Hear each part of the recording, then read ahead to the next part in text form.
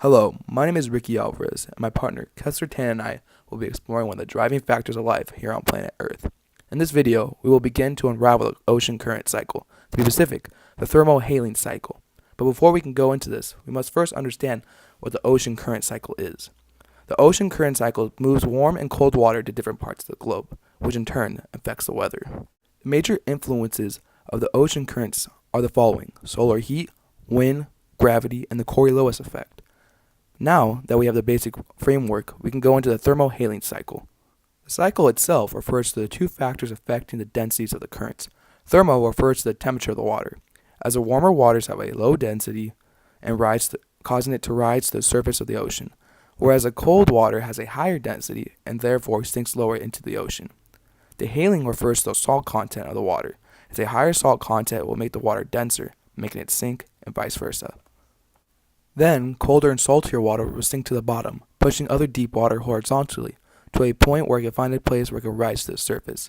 The two factors, the warm water movement from the equator and the salty water at the high latitudes, creates the necessary movement to drive the deep, cold currents that move from cold climates, such as the ones in Antarctica, to the warm climates, such as the ones in the Caribbean.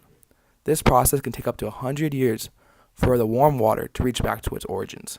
The thermohaline cycle drives the mixing of surface waters and deep waters, allowing for the movement of heat and nutrients to go around the world.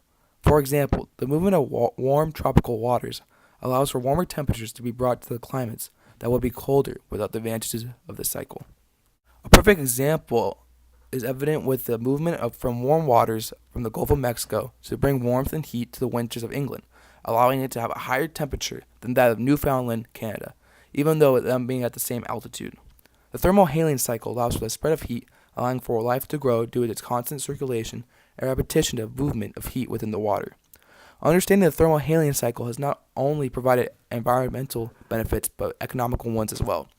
Knowledge of the surface ocean currents is essential in reducing the cost of shipping, since traveling with them reduces fuel costs.